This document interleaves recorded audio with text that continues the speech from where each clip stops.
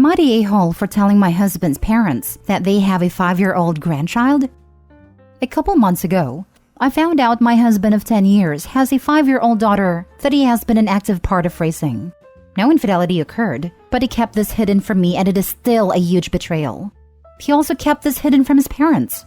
I've always had a great relationship with my in-laws. Over the last 14 years, they have truly become my family.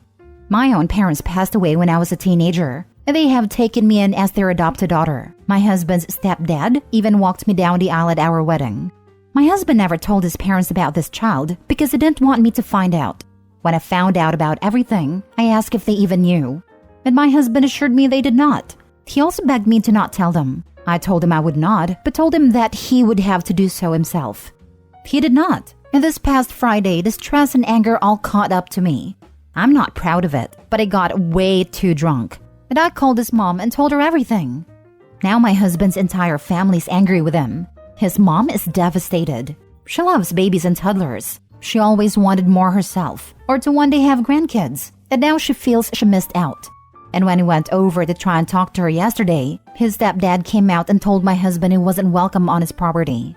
My husband has some mental health and neurodivergence issues, and my actions this weekend have caused some pretty bad anxiety spirals, and he had to go to the inpatient psych clinic last night. My husband is really angry with me for telling them myself, and the way that I did. He said that was an a-hole move. Now that I'm sitting alone in the house, I am starting to think that he might be right about that. Am I the a-hole for telling my husband's mom about a secret baby? Edit. I wasn't going to go into this because it really isn't relevant to the situation that I am asking if I'm the a-hole over. But to ease all the inquiring minds, 6 years ago, my husband was approached by an old friend and her wife asking him to be a sperm donor. My husband and I talked about it, and I told him I was not comfortable with it, and he said he wouldn't go through with it. Supposedly, the friend pressured him, and he did it. This is what he said, so I don't know if it is true. I'm just relaying it as he told me. Friend's wife unexpectedly and sadly passed away, and the husband started co-parenting with his friend around this time. Friend has also lied to me and said they found a different donor. My husband is an active parent to this child now. She calls him daddy, and we are missing at least $25,000 from our family's finances that has gone towards this kid's care. He even lied to me that he was going to a friend's bachelor party, but instead went to Disney with his child and her mother. This is not just a case of him being a sperm donor. Now for the top comments before reading the mini update. Even if he didn't cheat on you physically, he knowingly created a child outside of his marriage, actively raised it, and kept it a secret from you and his family. This was wrong, and he knows it's wrong. Not the a-hole. Looks like he missed the memo on honesty being the best policy in relationships. Absolutely, with a caveat of, does this outfit make me look fat? Which is never a good question to answer honestly. On a more serious note, I cannot believe how much betrayal was involved from both the husband and his friend. Financially, physically, and emotionally. I have no sympathy for his supposed breakdown. I hope Opie gets out soon, finds peace, and keeps the in-laws in the divorce. He has a kid with someone who isn't his wife and he didn't tell you. No matter how it happened, that's a pretty huge secret. He's the a-hole. Not only that, but he lied about a trip to Disneyland that he went with a child and her mother on and said he went camping. I'm stunned at all the YTA votes. What the heck were you supposed to do?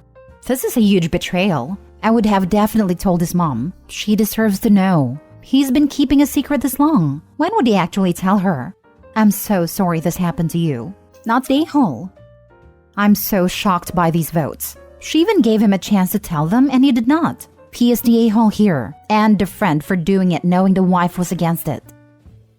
Edit/mini update. Yes, my marriage is over due to this. I am absolutely 100% divorcing and have consulted an attorney.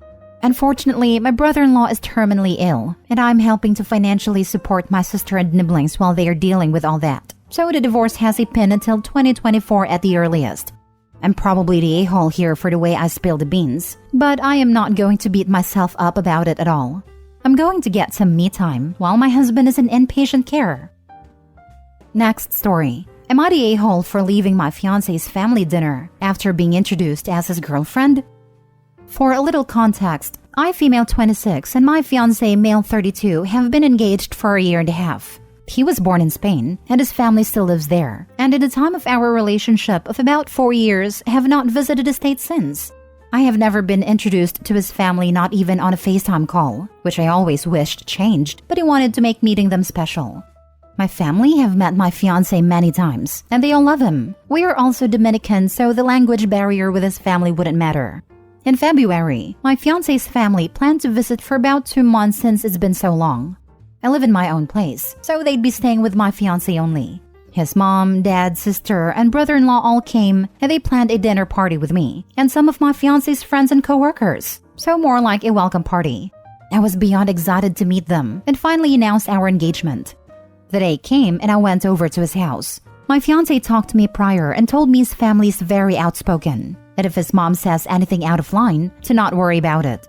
He said this concerning our age, cultural difference, and my job, which is a special ed teacher, while my fiancé is a lawyer. I was kind of worried because I didn't want them to think poorly of me based on all that, but he assured me he'd be there to back me up. The party starts and I prepped everything, cooked the food, and set the tables. His parents arrived and see me and ask who I was. He pauses and says I'm his girlfriend. I looked at him shocked, and he gave me a go-along-with-it look.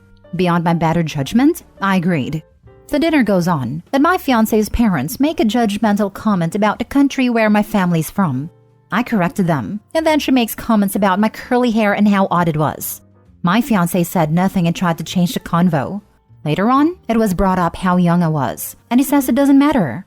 My job got brought up, and they said there's no way I can survive off my salary. During the dinner, I completely forgot I had my ring on, and his mom spotted it and says, "That's not an engagement ring, is it?" My fiancé gives me an angry look like I was supposed to know I was playing girlfriend tonight, and says it's my grandma's old ring. I was fed up and said we have been engaged for a while and is lying to you for God knows what. I leave without saying another word and get a crap ton of calls from him. He said he wanted to get his mom's approval before announcing, and I told him, then what the heck was the point of engaging in the first place? I was just too angry to just sit there and lie to save his butt. He said his mom thought that was very disrespectful and immature. She doesn't see why I couldn't wait until after and talk to him. She completely dismissed him lying to her face, but that's not my concern. I left the ring in his mailbox and haven't seen them since. He tried contacting my family, but I refused to see him though until I get a true apology and not blaming me for this. Not the a-hole. So for a dinner party at this dude's house, you were expected to do all the cooking and preparation, then pretend to be only a girlfriend, so 32-year-old dude's mommy won't get upset? Run like the wind, and do not look back at the xenophobic, ignorant family, and make this dude your ex. Not the a-hole. Your ex-fiancé is an idiot, not to mention incredibly disrespectful towards you. I'm sure culturally he felt he was supposed to get their permission before getting engaged, but he didn't, and he needed to man up before you were introduced to his family. The idiot part comes in where he didn't talk to you beforehand and get your agreement that you would pretend not to be engaged. Otherwise, of course you were going to wear your engagement ring to meet his family. I mean, they didn't even know Opie existed when they arrived. They had to ask who she was. They didn't know he was seeing anyone. They didn't know she was going to be there. After 4 years. That's so far beyond play girlfriend for a night. There are so many marinara flags. It's like a dang lasagna, not the a-hole. Maybe Romesco flags. He is Spanish after all. Next story. Am I the a-hole for not adopting another woman's child? I'm 25 female. I'm single, live alone, and have a good paying job. Due to an accident when I was a teenager, I cannot have children. I have never wanted children of my own, so this is not as big of a deal to me as it could be. I have friends with kids who think of me as their cool aunt, and I'm happy with that. This is important because of a woman I know, Allie, 18 female, not her real name. Allie is the family member of a woman my brother is good friends with, who's become basically family. Allie lives with this woman, so my whole family knows her pretty well. She's a nice girl who had a daughter, Anne, 8 months female. Her baby was taken away from her due to suspected neglect. Allie decided to tell CPS that I was a safe person to place Anne with since I know the baby and live close by. I would not have had an issue with this except that Allie did not tell me. I got a call the morning after Anne was taken away at 6 a.m. while I was getting ready for work. CPS asked me to calm down and talk with them and take the baby until they have a foster placement opened. I got Anne, and my boss was very understanding about me coming to work late. And with a baby, so I had no time to get a sitter for her. And I work alone mostly anyway, so she wouldn't disturb anyone. I had Anne for about a week, and CPS wanted me to get licensed as a foster parent so she could stay with me while Allie did what she needed to do to get her baby back. Then shortly after I agreed to get licensed, I got a call from Allie's lawyer talking about adoption. Allie did not want Anne back and tried to paint this picture of me being this infertile woman who could finally be blessed with a kid of my own. I struggled a lot because I do love kids, but I have never wanted my own, and this felt more like Allie was putting off her responsibility onto me. But Allie told me that I could afford it because I made more money than anyone else in my family/friend circle. I got pretty upset and stopped answering Allie's calls after I confirmed with her that she absolutely did not want to get Anne back. I called Health and Welfare and took back my offer of getting licensed, sending them an email from Allie's lawyer where she states she doesn't want custody. At the time, I figured that if Allie wants to put Anne for adoption, that she has the best chance of getting adopted while she is still a baby. It wouldn't be beneficial to Anne for me to foster her in hopes Allie changes her mind, and I don't want to have Anne for years and her start to think of me as her mom. I felt it would be less traumatic for her to get adopted while she is a baby to a family that wants and will love her. I truly thought that was the best option, and I felt I was doing the right thing for Anne. But now I am being called all kinds of names by Allie, and she is trying to twist the story to make it seem like I am burying Anne in the system. She thought that if I adopted Anne that she could still be in her life, but not actually have to be her mom, which is not what I would have allowed if I did adopt her. I am now questioning if I made a right call. So am I the a-hole? Now for the top comments. She's a nice girl. Her baby was taken away from her due to suspected neglect. Allie did not tell me. I'm being called all kinds of names by Allie, and she is trying to twist the story. I'm confused. How on earth is the first statement here compatible with all the others and indeed the entire story? Not a-hole, except for the part where you really don't seem to see Allie very clearly. Thank you. Allow me to clarify because I can see how that's not clear. I meant that up until this point, I've always thought Allie was nice. A bit of an airhead at times, but always friendly. I am sad about this situation, and I think one day she'll really regret all this. It'll be far too late by then though. She might regret it, but more importantly, if you adopted Anne and allowed Allie to see her, it would then make you the person that Allie would continue to give her children to, because she sure as heck would keep popping them out. Not the a-hole. Sounds like she just wants you around for all the hard work, so that she can just swoop in whenever she wants. That was my first thought. Allie only wants to be a mom when it's convenient for her. She wants someone else to do all the heavy lifting. Nope. Not the a-hole. You went above and beyond a call of duty to take a baby in for any length of time. You deserve kudos for having the best interests of the baby at heart. Seems you're the only one. Stand firm, and don't become a parent until you decide you really want to be one. I honestly expected Opie not to take the child at all. What a twist. Not the a-hole. Last story. Am I the a-hole for not helping my sister with her newborn twins? I am a 26 female and I have a younger sister, Sadie, 19 female, and we don't talk often. She lives in Canada with her newborn twins, Iris and Layla, while I moved to England a few years ago to study at my dream university. I ended staying here with my now husband, Louis, 30 male. Sadie got pregnant at 18 with Tyler, her boyfriend at the time. Tyler and his sister ended up in a car accident a few months after she announced she was pregnant. He and his sister didn't survive the accident. Sadie was very upset during the rest of her pregnancy, though my parents were luckily there to help her out. Then after her babies were born, my dad was diagnosed with lung cancer because of all of his smoking. My mom had to help my dad out a lot. I didn't have as much time to help Sadie with her twins. So Sadie reached out to me a few months ago and asked if we could send her some money every month so she could hire a babysitter for her kids and help my dad. Louis and I agreed, since we are financially stable and could afford it. She was very thankful to us. But a few weeks ago, she reached out again and asked if we could move back to Canada to help with the twins. This time, Louis and I refused. I feel like it's too much. We've built a life here in England, and my husband has a demanding job here and it would take him a while to find another one in Canada. My mom has sent me a few texts begging for me to come back, because they could really use the help, and now I feel kind of bad. Am I the a-hole? Some info on Tyler's family. Tyler's sister is actually his half-sister. They share a dad. His sister is over a decade older than him and has raised Tyler since he was 11.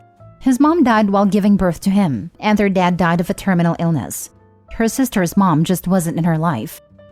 You're not required to uproot your life to be additional parents to your sister's children. She was fine to ask. You're fine to say no. No a-holes here. She wasn't fine to ask. It's the most ridiculous request.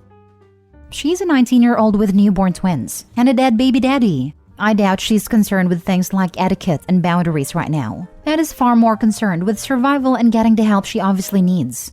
I'd cut her a little bit of slack here. Yes, knowing you're beyond your depth and asking for help regardless is a sign of maturity. But it still doesn't mean Opie has to say yes. No a-holes here. No a-holes here. I don't think your sister is an a-hole. She is scared and drowning and she asked for help. You said no and she seems to have dropped it. I am not sure if you texts begging for help makes your mom an a-hole, but she's leaning that way, especially if she doesn't drop it. People are not a-holes for asking for help. They are only a-holes if they don't respect your right to decline. And I do not think you are the a-hole for declining in this case. I agree with this. I can't help but feel deeply sorry for this grieving young 19-year-old single mom of twins, who's also nursing her parents through a lung cancer diagnosis. She really must feel like she's drowning. This isn't her asking Opie to come help with the kids, as much as come help with the entire family's crisis. Opie, if I were you, I would see if I could hire an at-home nurse or research local services that can help your sister and mom. If they belong to a church, maybe also reach out to them and ask for some help. There are things you can do from England to help alleviate the incredible burden without moving back.